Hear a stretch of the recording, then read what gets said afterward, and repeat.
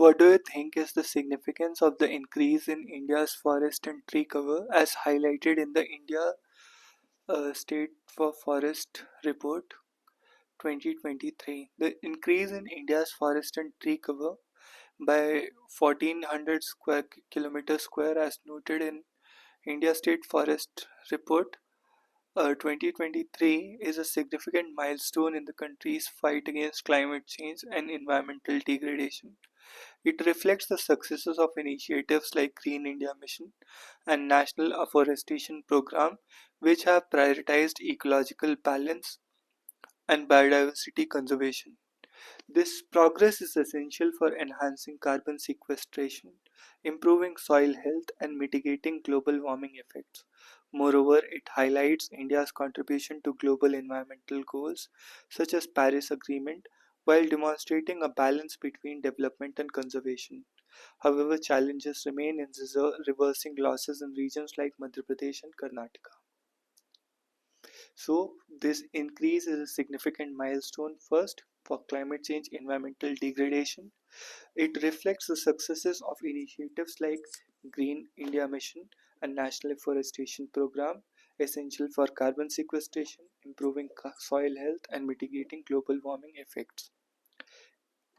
In your opinion, how can India address the challenges of decreasing forest cover in states like Madhya Pradesh and Karnataka? To address declining forest cover, India must adopt a multi pronged strategy. First, stricter enforcement of environmental regulations is needed to curb deforestation caused by agriculture, mining, and infrastructure projects.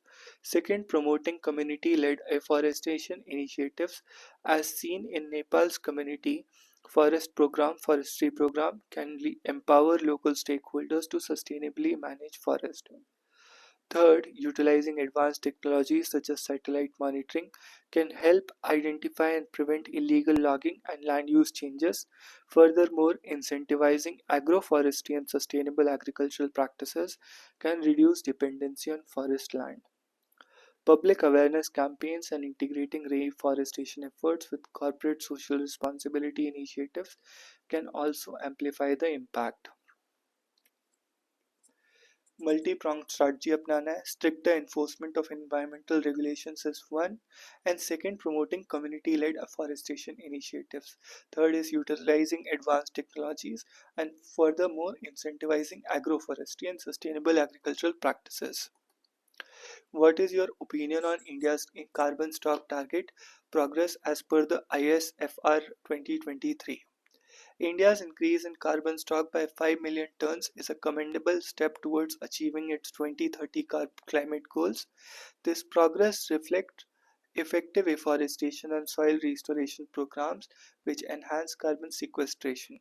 Additionally, the increase in soil organic carbon to 108 tons per hectare indicates improved soil fertility and sustainability. However, the country must scale up efforts to meet its ambitious targets by focusing on degraded land restoration and implementing carbon offset programs and strengthening policy frameworks for climate resilient forestry.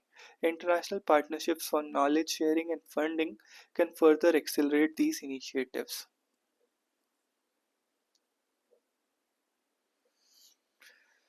What do you think should be the role of GST Council in promoting economic inequality through tax reform? The GST Council plays a pivotal role in addressing economic disparities by rationalizing tax structures.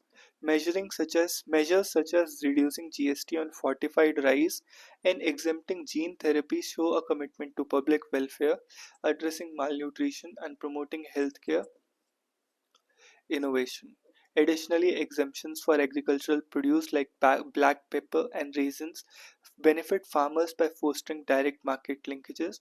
However, the Council must balance revenue generation with equity by avoiding excessive taxation on essential goods. Transparent consultations with stakeholders and adopting global best practices like differentiated VAT rates in the EU can ensure economic equality while maintaining fiscal stability.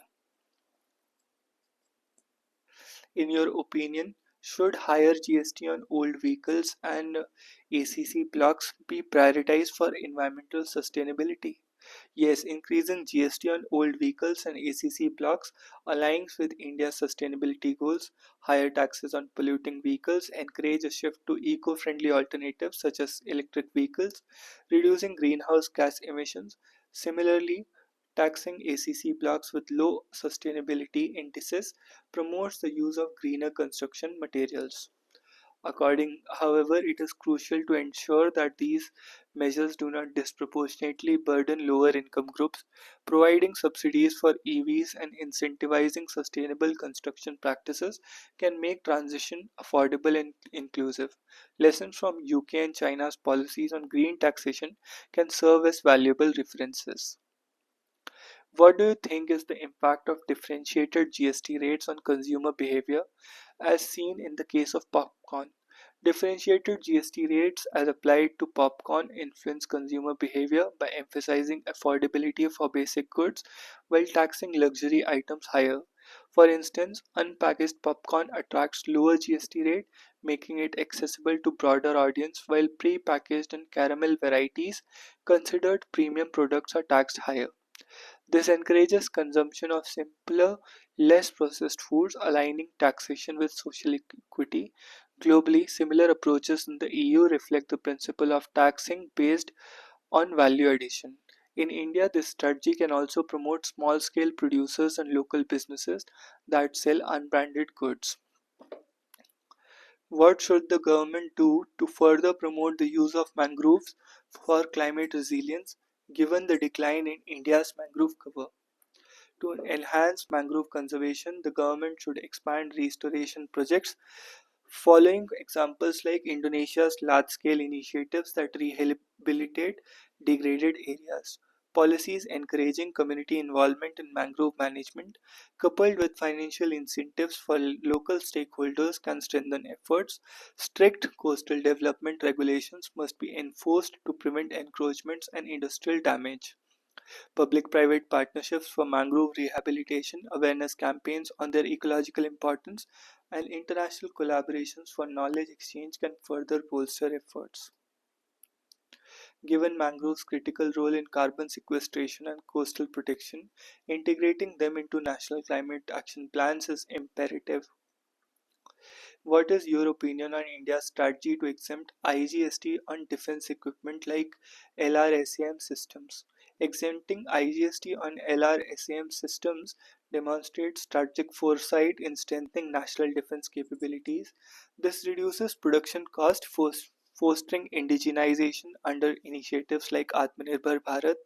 Moreover, it aligns with global practices in countries like Israel and South Korea, which incentivize defense manufacturing.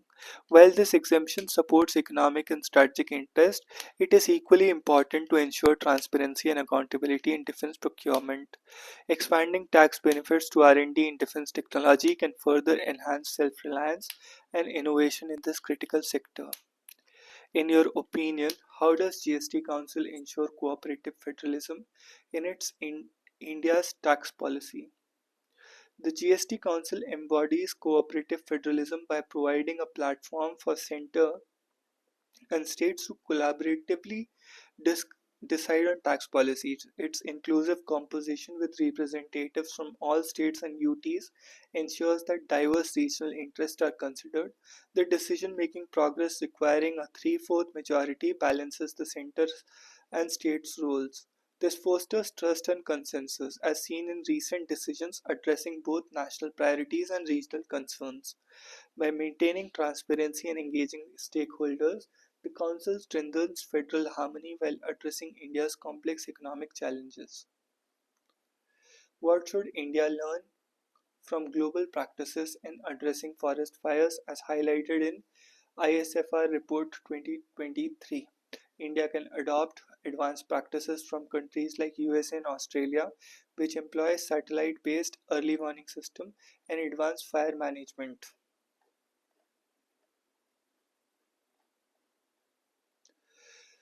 Expanding the scope of India's forest fire alert system to include real-time monitoring and predictive analytics is critical. Training local communities in fire prevention and response can enhance ground level preparedness. Additionally, promoting research on fire-resistant plant species and creating buffer zones in vulnerable areas are effective measures. Collaborative international partnerships for resource sharing and expertise can further strengthen India's ability to manage forest fires sustainably. So, this was it. Thank you. See you in the next one.